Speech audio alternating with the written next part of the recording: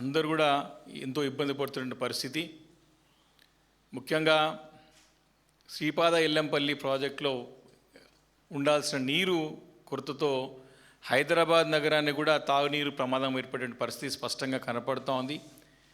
ఇప్పటికి కూడా ప్రభుత్వం దగ్గర, ముఖ్యంగా ముఖ్యమంత్రి గారి ఒక దగ్గర దీనికి ఒక కంటింజెన్సీ ప్లాన్, దీనికి ఏ రకంగా ప్రత్యామ్నాయం చూడాలని చెప్పేసి ఇప్పుడు కూడా మరి చెప్పే పరిస్థితులు లేరు. మరి ఎక్కడ కూడా దీనికి సమయత్తం అవుతున్నట్టు కూడా ప్రభుత్వం దగ్గర కనపడతలేదు. మరి కాళేశ్వరం ప్రాజెక్టు గురించి ఇప్పుడు ముఖ్యంగా గత 2 నెలల నుంచి కూడా దీనిపైన సుదీర్ఘంగా ప్రజానికంలో చర్చ జరుగుతూ ఉంది. కాళేశ్వరం యొక్క గొప్పతనం, కాళేశ్వరం యొక్క ప్రాముఖ్యత గురించి ఇప్పుడిప్పుడే అందరికీ అర్థమవుతూ ఉన్నది, సంపూర్ణంగా అర్థమవుతూ ఉన్నది. ఎందుకంటే రేవంత్ రెడ్డి గారు పిసిసి అధ్యక్షుడిగా ఉన్నప్పుడు ఈ కాంగ్రెస్ పార్టీ ఎలాగైనా అధికారంలోకి రావాలని చెప్పి ఆలోచన చేసి ఈ కాళేశ్వరం ప్రాజెక్టు మీద లేని పని అపోహలు సృష్టించి కాళేశ్వరం ఒక విఫల ప్రాజెక్టుగా చిత్రీకరించి ప్రజలని నమ్మించే ప్రయత్నం చేసి మరి ఓట్లు వేయించుకొని అధికారంలోకి వచ్చినటువంటి ఒక కాంగ్రెస్ సర్కార్ ఈరోజు ఇదే కాళేశ్వరం పైన ఆధారపడాల్సినటువంటి పరిస్థితి ఏర్పడ్డదని స్పష్టంగా కనపడతా ఉన్నది.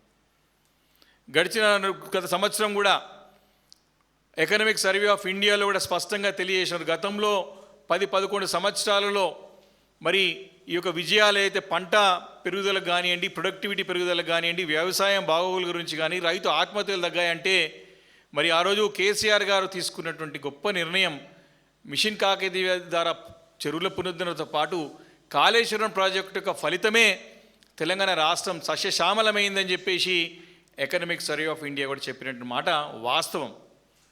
దీన్ని పదే పదే వక్రీకరించే ప్రయత్నం ప్రభుత్వం చేస్తూ వస్తూ ఉన్నది. అధికారంలోకి వచ్చి దాదాపు 2.5 సంవత్సరాలు అయిపోయి ఈరోజు 31 నెల దగ్గర పూర్తి వస్తున్న సందర్భంలో ఇంకా కూడా ప్రజలకి ఏది అవసరమో రాష్ట్ర ప్రయోజనాలను దృష్టిలో పెట్టుకోకుండా రాజకీయాలకే ప్రాధాన్యత ఇస్తూ ఇంకా కూడా ఈ యొక్క కాళేశ్వరం ప్రాజెక్ట్ పైన దుమ్మెత్తిపోసే ప్రయత్నం చేస్తున్నారు. ఎంత దిక్కుమాల, ఎంత దిగజారు రాజకీయం అంటే గతం 2 సంవత్సరాలలో కూడా కాళేశ్వరంలో అనేక కాంపోనెంట్లు కాళేశ్వరంలో మరి భాగమైనటువంటి అనేక కాంపోనెంట్లు వాడుకొని మరి మంచి ఫలితాలు తెచ్చుకొని కూడా కాళేశ్వరం నిరుపయోగం అని చెప్పే ప్రయత్నం చేస్తూ ఉన్నారు. కేవలం కాళేశ్వరం అంటే మేడిగడ్డ బ్యారేజ్, అన్నారం సుందీలనే కాదు, అనేక కాంపోనెంట్లు ఉన్నాయి దీంట్లో. వీటన్నిటిని కూడా వాడుకొని 2 సంవత్సరాలు కావస్తూ ఉన్నది. ఇప్పుడు మేడిగడ్డ బ్యారేజ్ యొక్క అవసరం ఏర్పడ్డది. చాలా సందర్భాల్లో మేడిగడ్డ బ్యారేజ్ దగ్గర ఎందుకు మీరు కట్టినారు అని చెప్పేసి ఇదే ముఖ్యమంత్రి రేవంత్ రెడ్డి గారు ప్రశ్నిస్తూ ఉన్నారు. ఇప్పుడు కూడా అడుగుతూ ఉన్నారు. తెలంగాణ రాష్ట్రంలో ఎక్కడ చుక్క నీరు లేదు. తెలంగాణ రాష్ట్ర వ్యాప్తంగా నీటి గురించి అల్లాడుతున్నారు. ఇలాంటి విపత్కర పరిస్థితుల్లో మేడిగడ్డ దగ్గర రోజు 7 టీఎంసీల నీరు వృధాగా పోతోంది కిందికి. అంటే 1,00,000 క్యూసెక్ల నీరు రోజు వృధా పోతా ఉన్నది. ఇప్పుడు వారికి సమానం చెప్పాలా? ఎందుకు వారికి సమానం దొరికింది ఇప్పుడైనా తెలుసుకోవాలి. వాళ్ళు మేడిగడ్డ దగ్గర కట్టాల్సిన అవసరం ఎందుకు ఏర్పడ్డదని చెప్పి మరి ఇప్పుడు ఇప్పుడైనా జ్ఞానోదయం కావాలా, తెలివి తెచ్చుకోవాలా. ఇంకా కూడా అంత పెద్ద ఎత్తున నీళ్లు పోతున్నాయని చెప్పేసి అధికారికంగా ఇరిగేషన్ డిపార్ట్మెంట్లో వెలువడుతూ ఉంటే ముఖ్యమంత్రి గారు ఎంత అజ్ఞానంతో, ఎలాంటి అవగాహన లేకుండా నీళ్ళు ఎక్కడి అని అడుగుతున్నాడు. నీళ్ళు ఎక్కడికి వెళ్ళి నీళ్ళు వస్తే కదా ఎత్తుకుపోవడానికి అని చెప్తాడు. అంత పరిజ్ఞానం ఉన్నటువంటి ముఖ్యమంత్రి దొరకడం తెలంగాణ ప్రజలకు దౌర్భాగ్యం, దురదృష్టం. ఇలాంటి ముఖ్యమంత్రి తన రాజకీయాలకే ప్రాధాన్యత ఇస్తూ నిజాన్ని కూడా అబద్ధం చేసే ప్రయత్నం చేస్తూ ఉన్నాడు. కాబట్టి ఈ 2.5 సంవత్సరాల నుంచి కూడా ఇప్పుడు ఎందుకు మీరు ఎక్కడికి వెళ్ళి ఎత్తుతలేరంటే ఎన్డీఎస్ఏ పేరు మీద తప్పించుకునే ప్రయత్నం చేస్తూ ఉన్నారు. మేడిగడ్డ దగ్గర నీళ్లు ముయ్యకుండా, మనకి మేడిగడ్డ దగ్గర గేటు ముయ్యకుండానే నీళ్ళు ఎత్తిపోయొచ్చు అని చెప్పి పదే నిపుణులు, ఇంజనీర్లు, రిటైర్డ్ ఇంజనీర్లు అందరూ కూడా చెప్తా ఉంటే పడి చెవున పెట్టేసి మరి రాజకీయానికి ప్రాధాన్యత ఇస్తూ ఇది విఫల ప్రాజెక్టు చూపెట్టే ప్రయత్నం చేస్తూ ఉన్నారు. ముఖ్యంగా మరి ప్రభుత్వం వచ్చిన తర్వాత సరే ఎన్డీఎస్ఏ చెప్పింది క్లియర్గా మీరు దాన్ని మనబొత్తులు చేసి వాడుకోవచ్చు అని చెప్తే కూడా మరి దాన్ని మనబొత్తులు చేయకుండా ఎప్పుడు కూడా ఇన్ని రోజులలో 2.5 సంవత్సరాలు కావస్తూ ఉన్నది. ఏ రోజైనా సరే ఎన్డీఎస్ఏ ద్వారా మీటింగ్ ఏర్పాటు చేసుకున్నాడా? ఏ రోజైనా ఒక లెటర్ రాసినాడా? 73 సార్లు నిన్న ఢిల్లీ కలుపుకుంటే 73 సార్లు ఢిల్లీ పోయినాడు.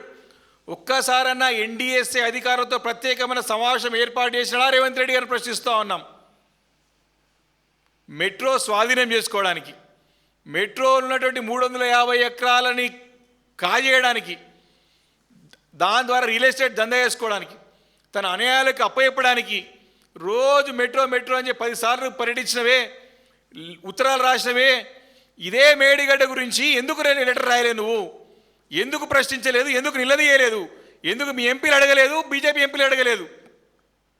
కేవలం ఎన్డీఎస్ ఒక సాకుగా చూపెట్టి తప్పించుకునే ప్రయత్నం చేస్తూ ఉన్నాడు రేవంత్ రెడ్డి కాంగ్రెస్ సర్కార్. మీరు వచ్చిన తర్వాత మరి ఉత్తమ్ కుమార్ రెడ్డి గారు గతంలో ఆర్మీలో పనిచేసినటువంటి అపారమైన అనుభవం ఉన్నది.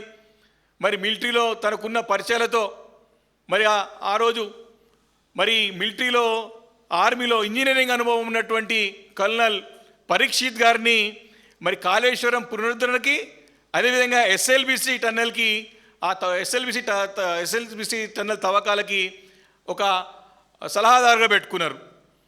కల్నల్ పరీక్షిత్ గారు అపారమైనటువంటి ఇంజనీరింగ్ అనుభవం ఉన్నటువంటి మిలిటరీ ఆఫీసర్ కల్నల్ పరీక్షిత్ గారిని ఈ 2 ప్రాజెక్టులకి సలహాదారుగా పెట్టుకున్నారు. మన యొక్క పునరుద్ధరణ కార్యక్రమం, కాళేశ్వరం పునరుద్ధరణ కార్యక్రమం, అదేవిధంగా టన్నెల్ గురించి, ఎస్ఎల్బిసి టన్నెల్ తవ్వకాల గురించి. మరి కల్నల్ పరీక్షిత్ గారు వచ్చి పర్యవేక్షించి మరి ఇలాంటి పరిస్థితుల్లో, మరి విపత్కర పరిస్థితి ఈరోజు, అలాంటి పరిస్థితుల్లో దాన్ని స్టడీ చేసి దాని రిపోర్ట్స్ తయారు చేసి మరి వచ్చారంటే మేము అనుకున్నాం మరి ఒక మిలిటరీ ఆఫీసర్ తీసుకొచ్చారు కదా, యుద్ధ ప్రాతిపదికన ఈ యొక్క మేడిగడ్డని పునరుద్ధరించి ఎక్కడ నీళ్ళు ఎత్తుతారేమో అని ఆలోచన చేసినాం. మాకున్నటువంటి సమాచారం ప్రకారం పరీక్షిత్ గారు పూర్తిగా తన అనుభవంతో బ్యారేజీలని మరి క్యాఫర్ డ్యామ్ నిర్మించి తప్పకుండా దీన్ని వినియోగించవచ్చు అని చెప్పి సలహా ఇచ్చినట్టు కూడా మాకు స్పష్టంగా మాకు సమాచారం ఉంది. మరి ఇదే కల్నల్ పరీక్షిత్ గారు ఈ ఇచ్చిన సలహా నచ్చక ఆయన సలహాను కూడా పెడి చెవున పెట్టి మరి వారు కూడా పక్కన పెట్టినట్టు కనపడ్డది. వారు కూడా ముందున్నట్టు తన ఏ రకంగా మరి మిలిటరీ ఆఫీసర్ కాబట్టి దీన్ని ఉపయోగపడాలి, ఇంజనీర్ కాబట్టి ఏ ఇంజనీర్ ఏం ఆలోచన చేస్తాడు? ఇలాంటి ఛాలెంజెస్ వచ్చినప్పుడు, ఇలాంటి అడ్డంకులు వచ్చినప్పుడు దాన్ని అధిగమించడమే కదా ఇంజనీర్ ఒక పని. ఇంజనీర్ ఒక పని ఎందుకు? దానికి ఒక సమస్యకి పరిష్కారం చూపెట్టడమే ఇంజనీర్ ఒక బాధ్యత. ఈరోజు తెలంగాణ రాష్ట్రంతో పాటు అనుభవం గలటువంటి మిలిటరీ అధికారులు కూడా, ఇంజనీర్లు కూడా దీన్ని వాడుకోవచ్చని దీనికి ఒక పరిష్కారం చూపెడతా ఉంటే పరిష్కారాన్ని ఫాలో అయ్యేటువంటి దాన్ని పాటించడానికి ముఖ్యమంత్రి గారు ముందుకు రావట్లేదు. కాబట్టి అంటే యుద్ధ ప్రాతిపదిక చేయాల్సిన అవసరం. విపత్తు అంటే కేవలం వరదలు వచ్చినప్పుడే కాదు, ఇలాంటి పరిస్థితి కూడా. మరి ఈరోజు ఇంత తీవ్రమైన సమస్య కరువు అంటే కరువు కూడా ఒక విపత్తు లాంటిది. రేపు పొద్దున కరువు వచ్చేటువంటి ప్రమాదం కనపడుతూ ఉన్నది. కాబట్టి ఈ నీతి కొరత రాకుండా చూడాల్సినటువంటి బాధ్యత కూడా మరి ఇటు అధికారులపైన కానీ, ఇటు మిలిటరీ నుంచి అధికారులపైన, ప్రతి ఒక్కరిపైన ఉంటుంది. కాబట్టి ఎవ్వరు సలహాలు కూడా మరి తీసుకోవడానికి ముఖ్యమంత్రి రేవంత్ రెడ్డి సిద్ధంగా కనపడతలేదు. కాబట్టి ప్రభుత్వానికి చేత కావట్లేదని స్పష్టంగా కనపడుతూ ఉన్నది. మేము బీఆర్ఎస్ పార్టీ తరఫున మా గతంలో పనిచేసిన అనుభవం ఉన్నటువంటి మంత్రులు, మరి హరీష్ రావు గారు ఇరిగేషన్ శాఖ నిర్వహించినటువంటి మంత్రులు చాలామంది మా పార్టీ కూడా మీరు 3 నెలలు మాకు అప్పచెప్పండి, దీన్ని ఏరా వినియోగం తీసుకురాలో చేసి చూపెడతామని చెప్పి ఛాలెంజ్ చేస్తే కూడా తోక ముడుచుకొని రాజకీయాలు చేసుకుంటూ మరి ముఖం చాటేస్తున్నారు ఈ ముఖ్యమంత్రి రేవంత్ రెడ్డి గారితో పాటు వారి మంత్రులు. 3 నెలలు మాకు ఇవ్వండి, మాకు బాధ్యతలు ఇవ్వండి, మీరు చూడండి, మీ ఎంబడే ఉంటాం, మీకు సలహాలు ఇస్తాం, సూచనలు ఇస్తాం, ఏ రకంగా వాడుకోవచ్చో చెప్తామని చెప్తే కూడా మరి దాన్ని పాటించడానికి సిద్ధంగా లేదు. కాబట్టి మరి ఈ రేవంత్ రెడ్డి గారు మరి పూర్తిగా బాధ్యత వారే వహించాలా. సాగునీరు లేక, తాగునీరు లేక రేపు ఈ యొక్క కరువు వస్తే దానికి పూర్తి బాధ్యత రేవంత్ రెడ్డి తీసుకోవాల్సిన అవసరం ఉన్నది. ముఖ్యంగా మరి మనం చూస్తూ ఉన్నాం ఎల్నినో ఎఫెక్ట్ ఇంకా రోజు రోజుకి బలపడుతుంది, ఇంకా చాలా చాలా తీవ్రమైన పరిస్థితులు ఉంటాయి రాబోతాయి అని చెప్పేసి చెప్తా ఉన్నారు. అందరూ కూడా దేశవ్యాప్తంగా, ప్రపంచవ్యాప్తంగా చెప్తా ఉన్నారు. అసలు ఎల్నినో అనేది ఇప్పుడు చూస్తూ ఉన్నాం, కానీ ఎల్నినో రూపంలో రేవంత్ రెడ్డి కనపడుతూ ఉన్నాడు. ఇక్కడ మన కళ్ళ కనపడుతున్నాడు, అందరం కూడా చూస్తూ ఉన్నాం. ఈయన ఒక తుగ్లకు, అదేవిధంగా ఒక హిట్లర్, ఇద్దరి కాంబినేషనే ఈరోజు ఒక రేవంత్ రెడ్డి కనపడుతున్నాడు. ఒక సైకోలాగా వ్యవహరిస్తూ ఉన్నాడు, ఒక శాడిస్ట్లాగా వ్యవహరిస్తూ ఉన్నాడు. కాబట్టి ప్రభుత్వం అన్న తరపు బాధ్యత గల పదవిలో ఉన్నప్పుడు అందరూ సూచన సలహాలు తీసుకొని పాటించి ముందుకు వెళ్ళి రైతాంగాన్ని కానీ రాష్ట్ర ప్రయోజనాలు కాపాడే బాధ్యత తీసుకోలే తప్ప రాజకీయాలు చేస్తే మాత్రం రేపు పొద్దున్న ఖచ్చితంగా వారికి ప్రజాక్షేత్రంలో గుణపడడం తప్పదని చెప్పేసి ఈ సందర్భంగా హెచ్చరిస్తూ ఇమీడియట్గా మీరెవరైతే ఈ కల్నల్ పరీక్షిత్ గారు ఇచ్చినటువంటి సూచన సలహాలు బయట పెట్టండి. గతంలో కూడా చాలామంది నిపుణులు గత సంవత్సరం చెప్తా ఉన్నారు, దీన్ని ఆల్టర్నేట్ వాడుకోవచ్చని చెప్తా ఉన్నారు. రిపోర్ట్ అని బయట పెట్టండి, దీన్ని ఇమీడియట్ వాడకం తీసుకురండి, లేకపోతే మాత్రం తప్పకుండా మీకు గుణపడడం తప్పదని చెప్పి ఈ సందర్భంగా హెచ్చరిస్తా ఉన్నాను. Thank you.